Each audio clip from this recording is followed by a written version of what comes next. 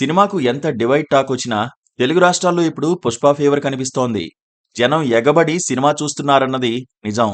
Ticket rate ఎంతైనా పర్వాలేదు, cinema చూస్తామనే వాళ్ళు ఎక్కువగానే ఉన్నారు. ఇప్పుడు సినిమాలో ఏమున్నది, డైలాగులు ఎలా పేలాయి, ఆ డైలాగులకు ఆంధ్రప్రదేశ్ రాజకీయాలకు లింక్ ఏమిటని తెలుసుకునేందుకు జనం థియేటర్లకు పరుగులు పెడుతున్నారు. వైసీపీ శ్రేణులు ఈ సినిమాకు అండగా నిలబడ్డం విశేషం. ఈ సినిమాను వైసీపీ భుజానికెత్తుకుంది. ఈ పార్టీకి చెందిన మాజీ మంత్రి అంబటి రాంబాబు అయితే ఏకంగా రివ్యూ ఇచ్చారు. పుష్ప అంటే వైల్డ్ ఫైర్ అనుకుంటివా, కాదు వరల్డ్ ఫైర్ అంటూ ఎక్స్లో రాసుకొచ్చారు. ఆయన ఒక వీడియో విడుదల చేశారు. ఈ చిత్రాన్ని అందరూ థియేటర్లకు వెళ్లి చూడాలని, ఆదరించాలని కోరారు. దానిని వైసీపీ సోషల్ మీడియా పెద్ద ఎత్తున వైరల్ చేసింది. ఎవరైతే వివాదానికి కారణమయ్యారో ఆయనతోనే అల్లు అర్జున్ సినిమా చూశారు. ఎన్నికల్లో నంద్యాల వైసీపీ అభ్యర్థి శిల్పా రవిచంద్రారెడ్డికి మద్దతు తెలిపారు అల్లు అర్జున్.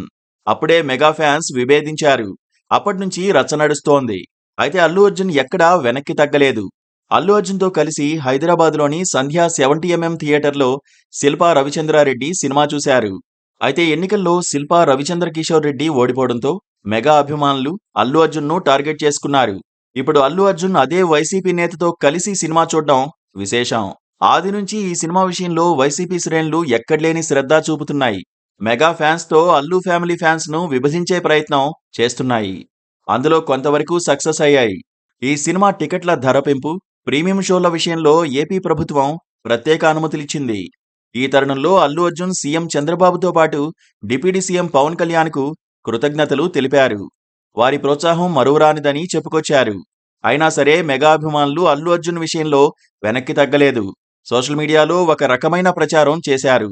సినిమాకు డివైడ్ టాకు వెనుక మెగాభిమానులు ఉన్నారని అల్లు ఫ్యాన్స్ ఆరోపిస్తున్నారు. దీన్ని ఆసరాగా తీసుకుని మరింత విభజన తీసుకురావాలని వైసీపీ బ్యాచ్ ప్రయత్నిస్తోంది. మాస్ డైలాగులను తమకు అనుకూలంగా మార్చుకునే ప్రయత్నంలో ఉంది. అల్లు అర్జున్ తమ పావలా వాటా డైలాగును జనసేన నాయకుడు పవన్ కళ్యాణ్ను ఉద్దేశించి చేశారని వైసీపీ విస్తృత ప్రచారానికి దిగింది. దాన్ని మరింత ప్రచారం చేసి తగువ పెట్టడమే వైసీపీ ఉద్దేశంగా కనిపిస్తోంది. సోషల్ మీడియాలో ఒక పార్టీపై ఆరోపణలు చేయడం, అశ్లీల పదజాలాన్ని ఉపయోగించడం నిషేధం.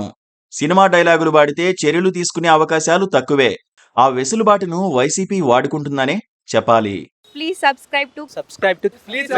Please subscribe to KTV Telugu. KTV Telugu.